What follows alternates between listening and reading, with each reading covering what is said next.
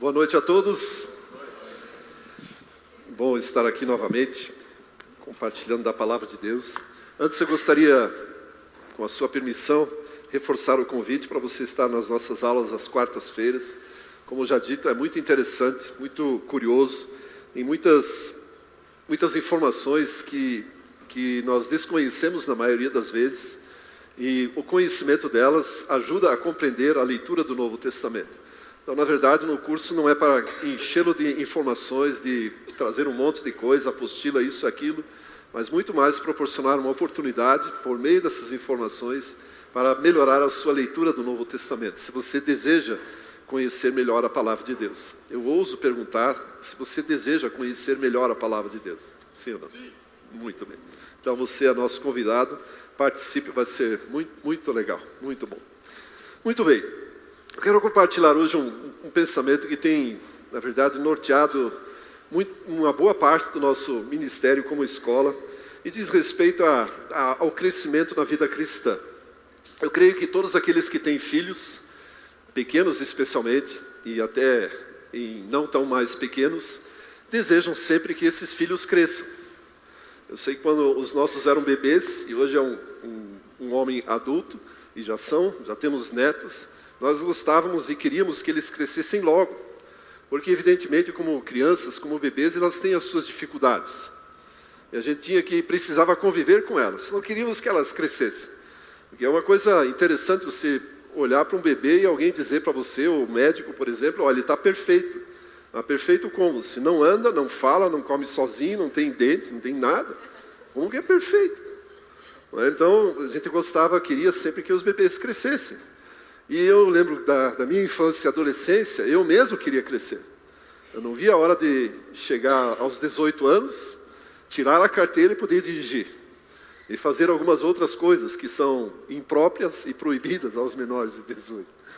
Então, enfim, é algo absolutamente natural e pessoas querem fazer isso, tanto os pais quanto os filhos, todos querem crescer.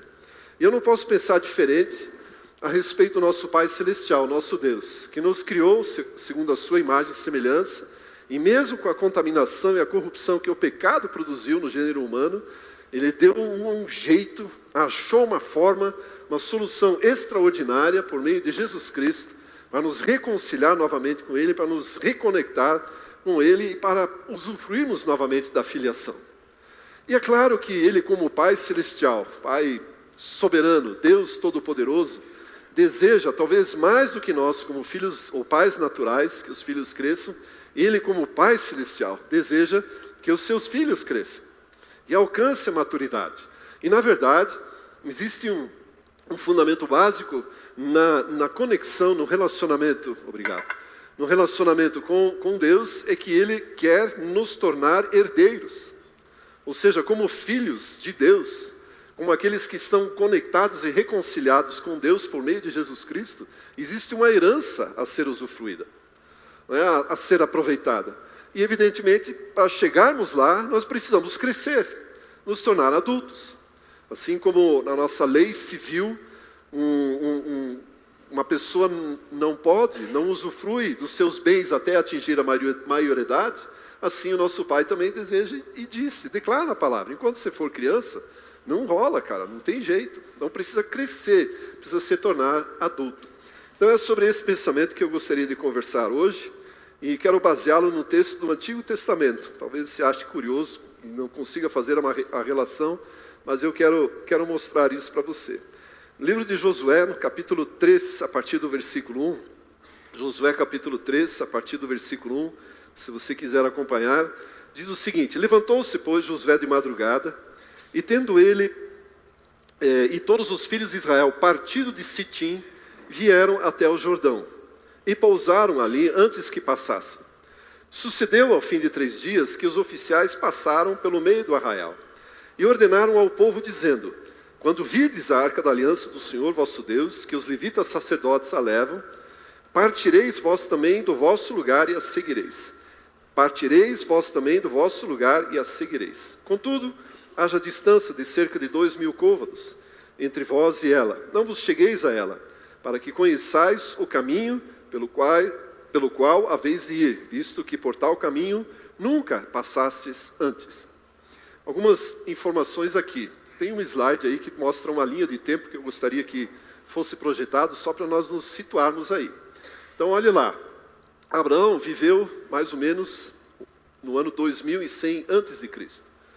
Alguns anos depois, alguns séculos depois, na verdade, em 1875 a.C., o povo de Deus, os descendentes de Abraão, Jacó e seus filhos e suas famílias, desceram ao Egito, entraram no Egito. E ali foram feitos escravos, subjugados pelo período de 430 anos. E depois disto, eles foram libertos mediante a poderosa e majestosa, soberana mão de Deus. Uma libertação extraordinária. E, por causa da incredulidade, por causa de diversas circunstâncias e diversas murmurações, permaneceram 40 anos peregrinando no deserto, fora do plano de Deus, fora do planejamento de Deus.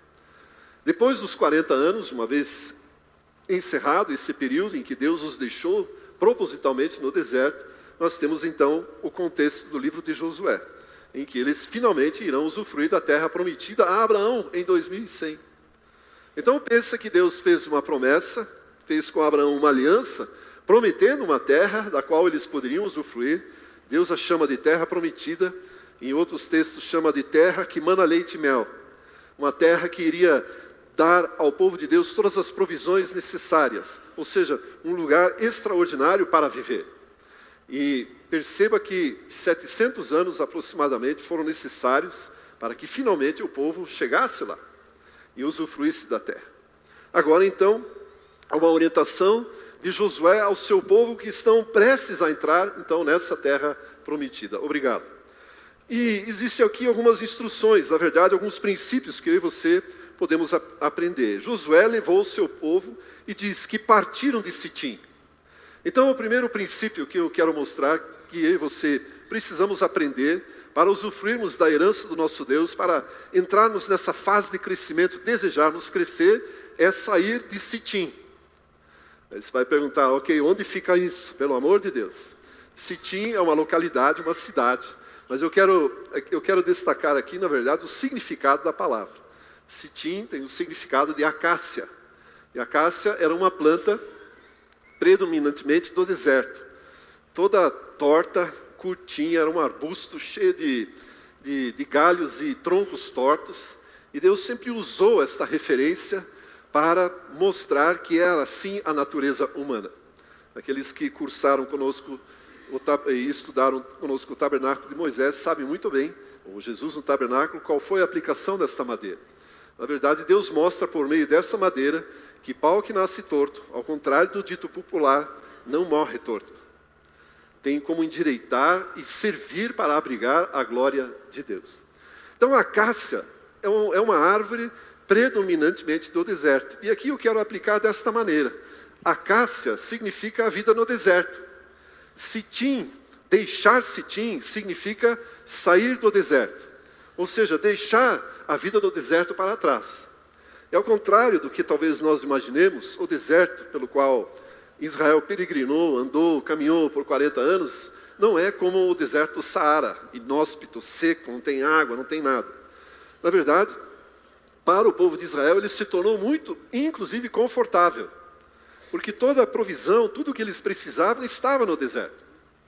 Depois de muito reclamarem, murmurarem, encherem a paciência de Deus, finalmente eles conseguiram uma comida especial, chamada maná. E todo dia, diante da sua barraquinha, estava lá uma porção que era suficiente para sustentar a família e todo o povo de Israel. Sempre, em todo momento, em todo lugar por onde eles andavam, por onde Deus os movia, havia sempre uma pedra, uma rocha que os servia de água, fresquinha. Então, em todos os lugares havia a necessidade básica suprida. Se não tinha outra comida, e havia, eles podiam comer o maná e beber água. Não, isso estava tranquilo.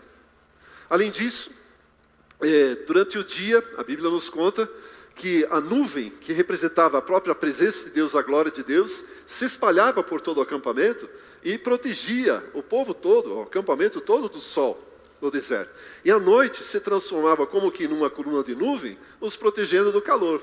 Então pense que era literalmente uma vida de sombra e água fresca. Viviam na sombra, água fresca, comida à vontade. Não havia nem necessidade de orar e perguntar a Deus qual é a sua vontade para a minha vida. Porque a vontade estava representada na própria presença de Deus, que estava manifesta na nuvem. Deus estava habitando no meio do seu povo. Uma nuvem escura, espessa, abrigando a glória de Deus. E aí o povo vivia.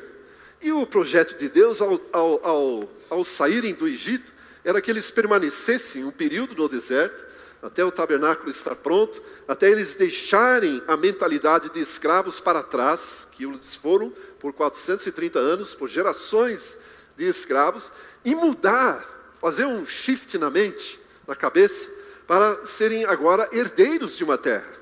Afinal, eles estariam entrando na terra que Deus havia prometido aos seus patriarcas. E aí, de repente, manda alguns espias lá, ainda sobre a organização de Moisés, e disse, ok, se nós queremos ver o que vamos herdar, eu acho até justo alguém conhecer qual é a herança. Não é se alguém chega para você e diz, ó, cara, você herdou, sei lá, um prédio de 30 andares no centro da cidade. Bom, pelo menos eu vou lá ver o que é esse prédio. Se ele está habitável, se não está caindo aos pedaços, ou seja, se não é um mico qualquer. Não, vou verificar a herança. Então, acho que é até justo a reivindicação que o povo fez para Deus e permitir que os espias fossem lá. E aí mandaram um representante de cada uma das tribos. 12 tribos, 12 espias. Na volta, depois de 40 dias andando pela terra, todos concordaram. Cara, o negócio é bala mesmo. Tem comida à vontade, tem água à vontade, vamos ter muito trabalho para fazer, terra fértil, ou seja, a colheita vai ser abundante, mas tem um problema. Tem um grupo de pessoas que mora lá, vários povos, e eles são grandes, e provavelmente a gente não consiga vencê-los, porque aos olhos deles nós somos como que gafanhotos. E aí, olhe só o que acontece. O povo começa a ficar com medo de uma situação que Deus havia preparado para eles. Ou seja, a terra estava pronta. E Deus nunca disse que não haveria ninguém lá para ser derrotado. Nunca disse que não haveria inimigos. Ou seja, eles precisariam entrar, derrotar os inimigos, expulsá-los e usufruir da promessa.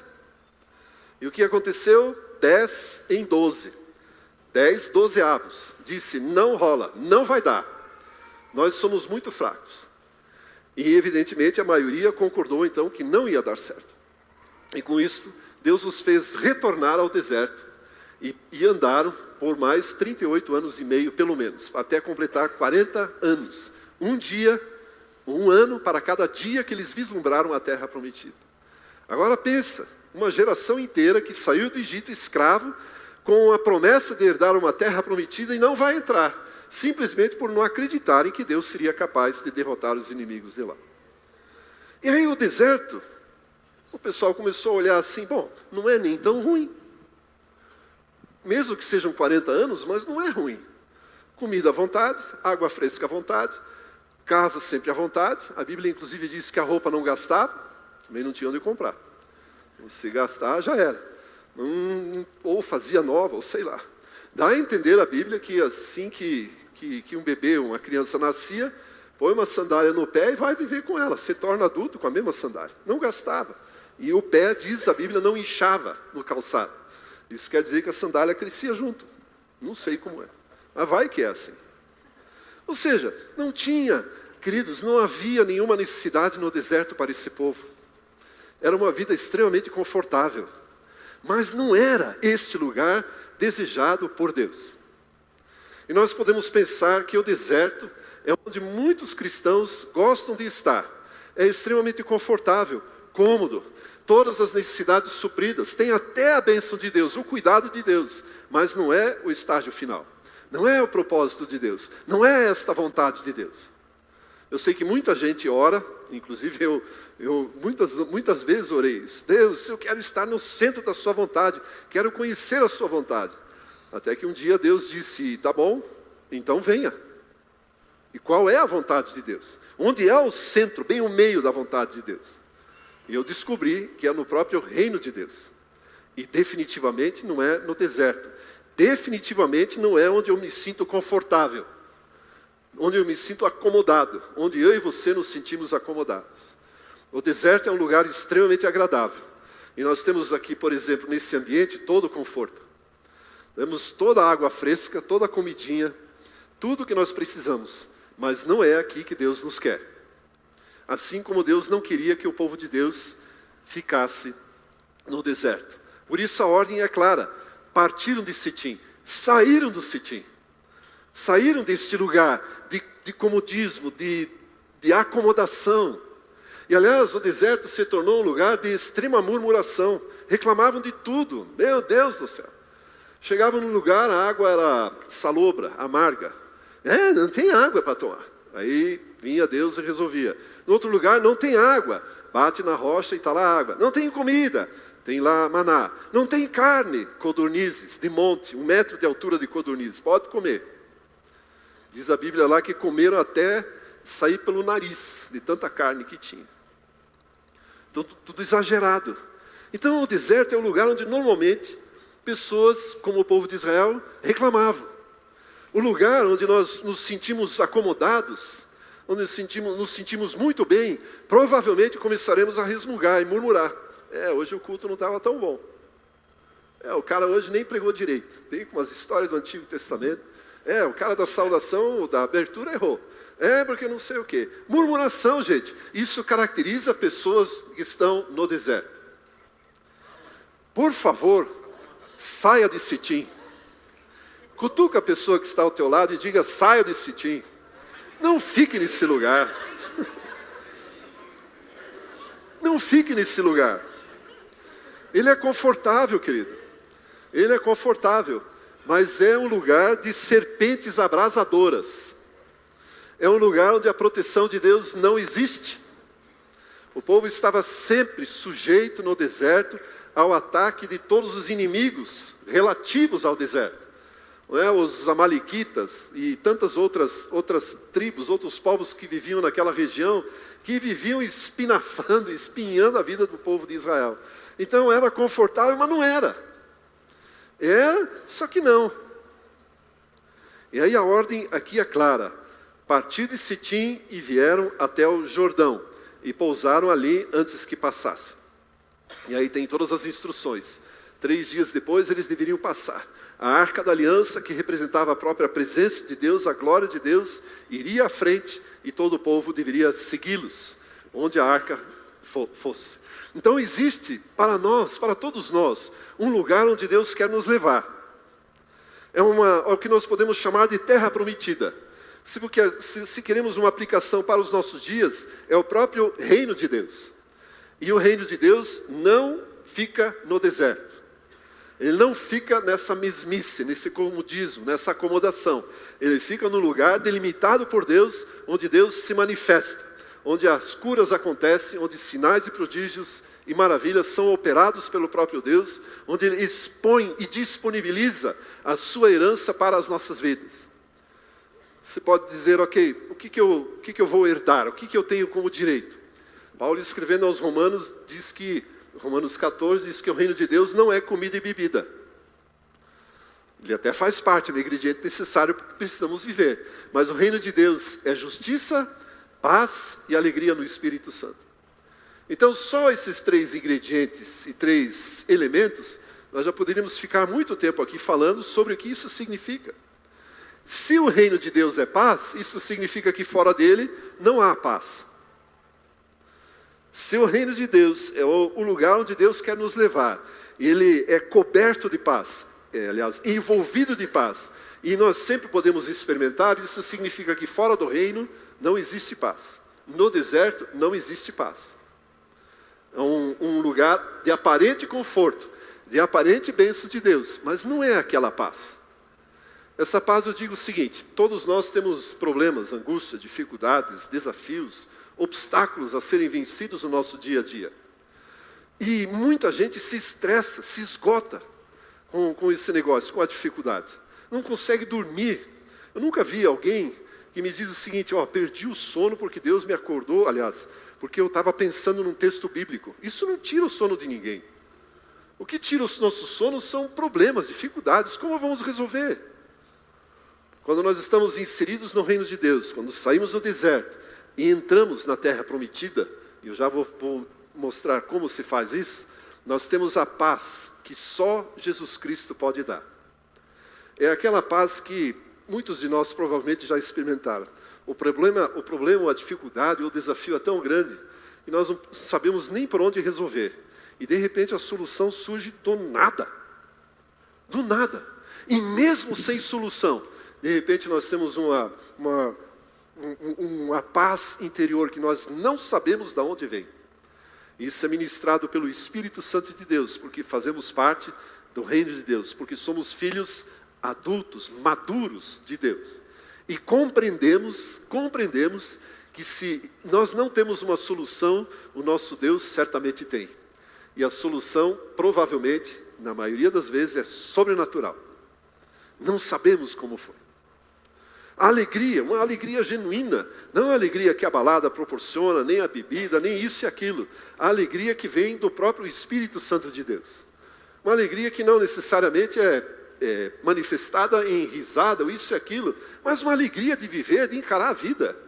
De simplesmente acordar de manhã e dizer: esse dia é o dia que o Senhor fez. E encarar o dia na boa. Porque eu tenho essa impressão que Deus prepara o dia. Ele faz um setup do dia para cada um de nós, exclusivamente. Você pode não acreditar nisso, mas é assim que eu penso. Então Deus, ele acorda de manhã e diz: bom, muito bem, eu tenho várias promessas para a vida do meu filho, e da família dele, do ministério dele, do trabalho dele. Então o que eu preciso? Hoje eu vou fazer isso. Ele dá uma arranjada no dia, para que eu e você tenhamos distinta e manifesta alegria de podermos viver e usufruir daquilo que Deus fez. Quando a Bíblia diz: este é o dia que fez o Senhor, cara, pense que Ele preparou tudo. Quando se caminha na praia, fazia mais vezes isso, de manhã assim, ia bem cedinho, 6h30, 7 horas, aí voltava para casa, o Alexandre, surfista, perguntava: e aí, rola onda hoje? Eu não sei. Não está arrumado o dia ainda. Não estava ajeitado ainda. O vento ainda não estava soprando conforme iria soprar dali a algumas horas. É como se Deus estivesse ainda arranjando o dia, decidindo o que fazer. E como Ele é soberano, Ele disse: chuva, frente fria. E já era o surf, já era a praia. Então Deus arrumava isso. E aí vinha o swell depois, né? Aí aproveita. Então, Deus arruma essas coisas. E usufruir disso, queridos, é uma alegria indescritível. Nós sabemos, e aqueles que experimentam isso sabem o que significa isso. Usufruir da justiça de Deus, ou seja, usufruir daquilo que Jesus Cristo fez por nós. A justiça descreve de uma forma geral toda a obra de salvação em Jesus Cristo. Pense, querido, que eu e você podemos dormir e acordar e viver com a certeza absoluta de que os nossos pecados, passado, presente e futuro, estão todos perdoados. Não existe nenhum preço a pagar. Podemos viver livremente, como se nenhuma culpa, nenhuma condenação vivesse sobre nós. Um sentimento de justiça que produz alegria e que certamente nos invade com a sua paz. Então, uma breve descrição daquilo que nós temos no reino de Deus. Talvez alguns já pensaram: cadê a grana desse reino? A grana vem do seu trabalho, que Deus vai proporcionar. Ou aquilo que você deseja vem do seu trabalho, que Deus vai proporcionar. O reino de Deus extrapola aquilo que eu e você desejamos. O reino de Deus vislumbra muito mais a eternidade do que a nossa própria vida aqui. Por favor, me entendam, queridos. O reino de Deus não é igual a esses aqui. Todo o império, todo o reino que já surgiu sobre a face da terra, ele já quebrou, já foi. Ao olharmos para a história do Antigo Testamento, o Egito era uma superpotência. Não foi mais. Depois de Israel, a própria nação de Israel se tornou uma referência mundial. Em termos de economia, estrutura política, social, no tempo do rei Davi. Perdeu. Aí veio a Babilônia, ou a Síria, a Babilônia, o Império Grego, Média Pérsia, e assim por diante. O Império Romano. Onde está o Império Romano? Já foi. E a Bíblia promete que o único reino que jamais será abalado e que jamais será derrotado é o reino de Deus, que tem como rei a Jesus Cristo, nosso Senhor e o nosso Salvador. Por isso eu e você precisamos entrar nesse reino, sair de Sitim, sair desse comodismo e passar o Jordão. O Jordão é justamente essa experiência de transição, de transferência. E geograficamente, ou naqueles dias, a travessia do Jordão provavelmente foi muito complicada, muito difícil. Quem conhece Israel sabe que tem uma cadeia de montanhas assim, outra aqui, e o Jordão forma um vale. Então, atravessar o Jordão significa passar essa cadeia de montanhas, descer, atravessar o Jordão, subir de novo e entrar na terra prometida. E é exatamente essa trajetória que Deus desenhou para o povo de Israel. E deveriam fazer isso. O Rio Jordão, o nome Jordão, significa descedor, aquele que desce. E é interessante a aplicação que eu e você podemos ter, é que para entrarmos na terra prometida, eu e você precisamos descer. Porque mérito não temos absolutamente nenhum. Nada, nenhum crédito diante de Deus para que Ele nos coloque no reino. Tudo foi obra e graça do próprio Deus, do amor de Deus em Cristo Jesus, que nos proporciona isso. E o próprio Senhor Jesus foi ao Jordão, Ele foi batizado no Jordão. João Batista estava lá, ele foi batizado, e naquele lugar, naquele rio, sei lá, no momento, talvez houve a maior concentração de poder sobre a face da terra por metro quadrado. Pensa que Jesus Cristo estava lá, o próprio Filho de Deus, o céu abriu e uma voz lá do alto proclamando, deve ser voz de trovão, eu fico imaginando a cena, como que é a parada. Uma voz de trovão dizendo, este é o meu Filho amado, nele eu tenho prazer. E nisto veio o próprio Espírito Santo sobre a vida de Jesus na figura de uma pomba. A Trindade num mesmo metro quadrado, concentrado ali. E para completar ainda João Batista, pertinho, que também era o cara. Se quer saber quem é ele, venha nas aulas de quarta-feira, nós vamos estudar a respeito dele. Não podia deixar de falar. Mas pense, nesta concentração, Jesus Cristo veio, e isso aconteceu no Jordão, não foi no alto monte. Foi no Jordão, porque Jesus Cristo também desceu, se fez servo, se fez homem, abrindo mão de todos os seus direitos, de tudo que ele tinha e possuía, para que eu e você pudéssemos usufruir e obter aquilo que ele é e aquilo que ele tem. Eu não sei se você sabe, eu sei que você sabe. E nós sabemos, Jesus Cristo é o nosso irmão mais velho, é o nosso brother. Sabe aquele irmão mais forte? Sabe aquele que se pode chamar para briga a qualquer hora? É esse aí.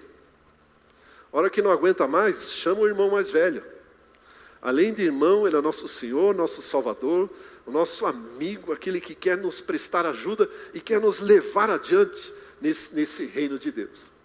A travessia do Jordão, que é muito interessante, o texto a seguir mostra, se você tiver curiosidade, leia. Deus deu instruções muito claras a Josué e a todo o povo. A arca deveria ir à frente, e a hora que os sacerdotes que levavam a arca parassem, as águas parariam de correr. E isso aconteceu mesmo, e o lugar indicado era bem acima, rio acima. Alguma coisa houve, inexplicável, a Bíblia não nos mostra. Simplesmente as águas ficaram retidas, represadas. E aí todo o povo passou o Jordão. E aí Deus deu uma instrução muito clara para Josué. Ele deveria pegar 12 pedras no meio do Jordão e edificar ali um monte. Fazer um monte de pedras. Outras 12, que os representantes das tribos deveriam pegar. Então 12 tribos, 12 pedras, 12 pessoas. Cada um pega uma pedra e leva para outra margem, para a terra prometida. A hora que as águas voltaram a correr, todo o povo passou, as águas voltaram a correr, evidentemente aquelas 12 pedras ficaram cobertas. E isso tem um significado, uma representação muito interessante. A travessia do Jordão, a passagem do Jordão, quando deixamos Sitim para trás, passamos o Jordão, significa que a nossa velha vida, a nossa velha existência, aquela mesma que você está pensando, já era, velho. O Rio Jordão cobriu, e ninguém mais lembra, ninguém mais sabe. Alguém poderia dizer, não, mas você era assim. Eu era. Eu não sou mais. O meu passado foi completamente esquecido. A minha vida foi renovada. Eu fui feito nova pessoa, nova criação por causa de Cristo Jesus. O passado ficou para trás. Agora eu sou uma pedra nova, uma vida nova. Somos pedras. Aliás, somos mesmo. A Bíblia diz que nós somos pedras que vivem. E essas pedras novas significam exatamente isso, que o passado, tanto de Israel quanto o nosso, ficou para trás. E agora nós podemos vislumbrar uma nova realidade diante de nós, um novo reino, a terra prometida. Nicodemos era um homem muito sábio, um dos pensadores de Israel nos dias de Jesus. Ele se aproximou, ou veio até Jesus numa noite, e perguntou: Jesus, na verdade começou a indagar: cara, o que você faz, ninguém faz. Você é mesmo Messias? Como é que é essa parada? Quem você é? E aí Jesus responde sempre com os seus enigmas. Ele diz: aquele que não nascer de novo não pode ver o reino de Deus. Mas como assim? Retrucou Nicodemos. Então eu vou entrar como que no ventre, voltar ao ventre da minha mãe? E Jesus dá outro enigma, um outro dilema. Aquele que não nascer da água e do Espírito não pode entrar no reino de Deus. E Nicodemos ficou sem entender, e Jesus responde ainda mais de forma enigmática. Cara, você é mestre em Israel, você não sabe disso? Não sabe do que eu estou falando? E aí nós também ficamos sem resposta. Jesus não explica a parada. Mas eu entendo assim, nascer de novo significa exatamente isso. Atravessar o Jordão, deixar o deserto para trás, é como se começássemos completamente do zero. Como que formatássemos ou resetássemos o disco rígido do nosso computador, que volta e meia fica bugado, pelo menos o Windows, e aí vamos em frente, e seguimos de novo. Começa de novo, uma nova mentalidade. Entrar no reino de Deus, queridos, significa pensar de forma diferente. Não pode pensar lá para trás, não pode pensar no deserto. Israel passou por vários estágios. No deserto eles tinham saudade do Egito, na terra prometida tinham saudade no deserto. Eu fico olhando para isso pensando, meu Deus, quando que vai usufruir da verdadeira realidade? E como povo de Deus, como um observador, e já tenho alguma experiência, eu vejo a mesma coisa. O sujeito se torna cristão e começa a pensar, mas os dias que eu frequentava a balada, que eu fazia isso, que eu fazia aquilo, era tão bom. Cara, era mesmo? Ou é só saudade do Egito? O alimento que está recebendo agora é tão ruim, tão pior quanto Israel reclamava que lá comiam alhos, cebolas e peixes, e etc, carne, etc. E aqui só tinha maná. Mas é tão ruim. E aí sai do deserto, que é confortável, e entra na terra prometida com desafios, obstáculos, porque tem gente, tem inimigos a serem vencidos, e reclama, no deserto era melhor. É a mesma coisa que um adulto dizer, quando eu era criança era melhor, minha mamãe me mimava mais, me dava comidinha na boca, cuidava de mim. E a mãe diz, para com isso, cresça, piá. E Deus, olhar essa murmuração para o seu povo, diz, para com isso, menino. Cresça, saia de Sitim, atravesse o Jordão e usufrua do reino. Mude a sua forma de pensar, mude a mentalidade, para uma mentalidade correspondente ao reino de Deus, que deseja de fato fazer aquilo que Deus preparou para cada um de nós. E Nicodemos, na verdade, estava diante de um desafio.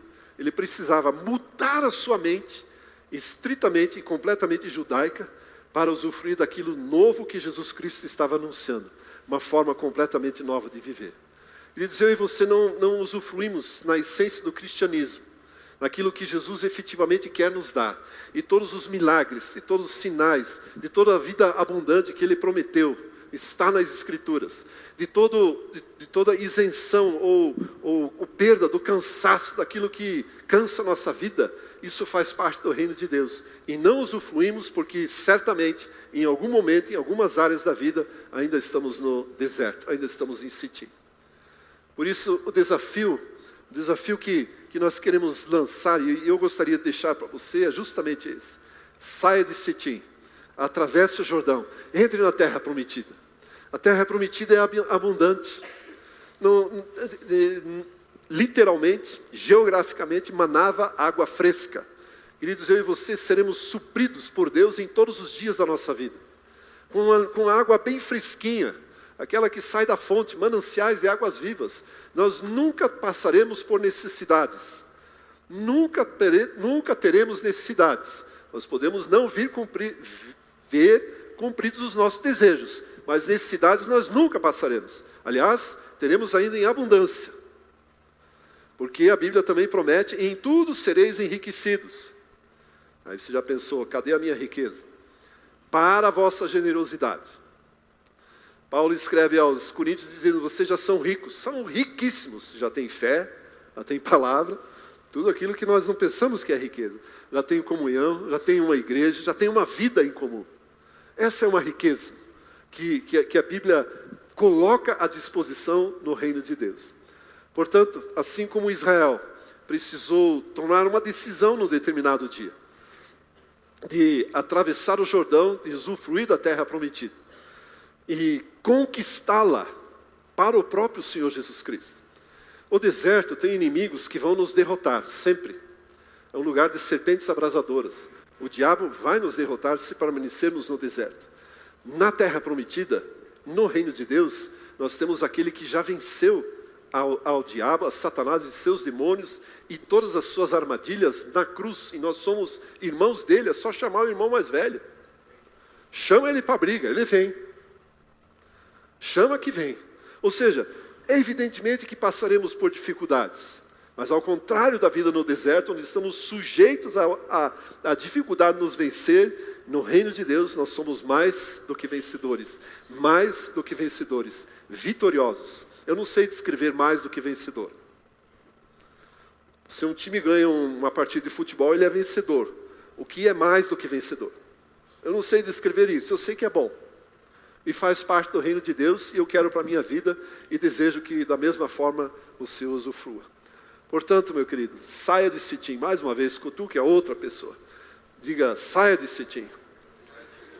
Passe o Jordão e entre na terra prometida. Usufrua do reino de Deus. Resete a sua mente, comece a pensar de forma diferente para usufruir daquilo que Deus tem para a sua vida. Amém? Posso fazer uma oração, sentado mesmo. Querido Senhor, em nome de Jesus, nós te agradecemos pela sua palavra.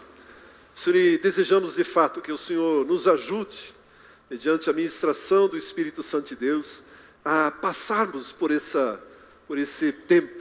Senhor, de sairmos do deserto, sairmos do conforto, do comodismo, e nos movermos, nos mexermos para aquilo que o Senhor tem para nós. Senhor Jesus, muito obrigado pelo reino que o Senhor conquistou para nós. Obrigado por aquilo que o Senhor coloca à nossa disposição. Senhor, permita que em todo momento possamos usufruir de fato da paz, da alegria, da justiça que o Senhor nos deu no seu reino. Pai Celestial, acima de tudo nós agradecemos e louvamos ao Senhor pela dádiva da terra prometida a Israel, pela dádiva do reino de Deus, do seu reino para as nossas vidas. É a nossa oração em nome de Jesus. Amém.